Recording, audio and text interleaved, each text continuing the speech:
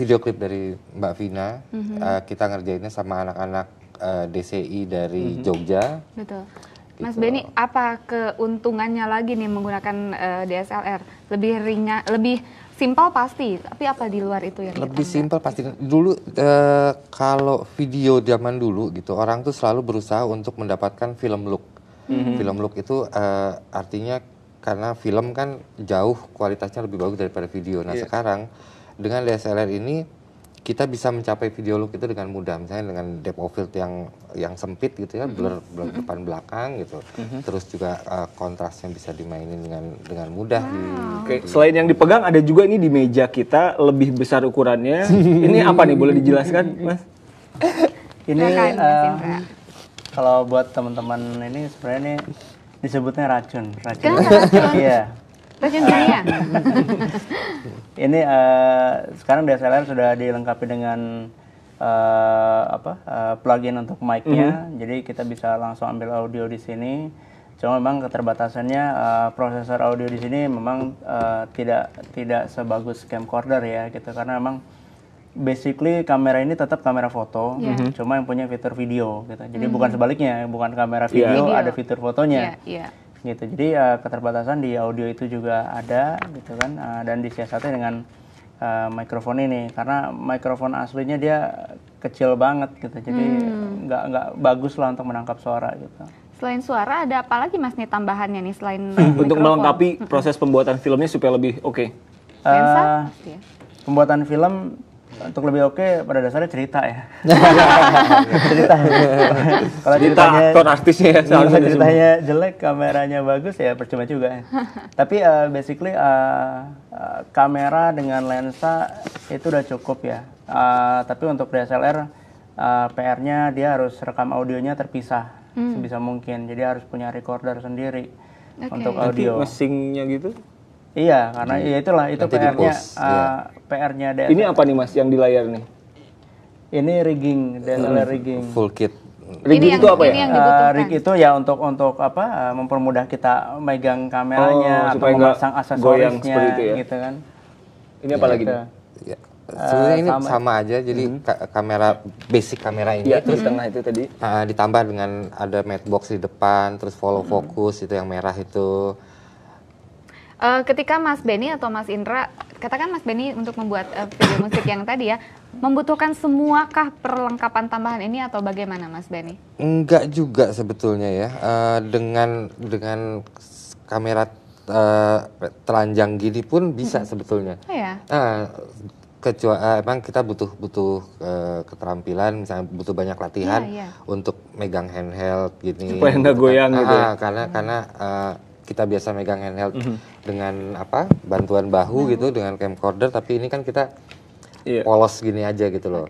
Sebenarnya banyak lagi ya Mas Indra, trik-trik yang harus dipelajarin. Betul. Ini mungkin lebih juga ke skill dari si sinematografernya. Mas ada yang bilang gini, apapun kameranya kalau misalnya sense-nya dan instingnya udah bagus, akan jadi barang bagus atau gimana sebetulnya? Apakah teknologinya juga membantu? Ya, saya sih sering ngeliat ya video di YouTube gitu ya, kameranya udah bagus tapi videonya cuma goyang-goyang gitu aja, kayak kita ngerekam video keluarga gitu kan yang absurd gitu. Sekali-sekali kita bikin video keluarga tuh yang teratur gitu, misalkan video lebaran nih gitu kan kadang-kadang kita cuma ngelihat saudara kita bawa handycam tuh yang kemana-mana gitu ya. Coba yang teratur gitu, misalkan keluarga datang kita shot dari bawah, mereka datang gitu. Jadi ketika video itu diedit itu udah bagus walaupun kameranya apapun. Tadi video yang dibuat Mas Benny yang video klip itu pakai kamera yang mana? Yang ini. Yang sama ini aja. dengan tambahan lensanya. Lensanya ya. Lensanya betul. Sebetulnya enggak juga. Kita kemarin tuh waktu bikin video klip itu bersama rekan-rekan dari Jogja itu, kita ada sekitar sekali syuting 8. Terserah kamu mau pakai lensa apa, angle manapun gitu. Shoot nanti kita edit. Gitu. Jadi lensanya ada yang lensa mahal, ada yang lensa standar, kit standar, ada yang lensa manual ya Mas Indra ya. Segala macam gitu. Segala macam bisa dipergunakan. Artinya gitu. Balik lagi ke ini kan seni ya Mas ya.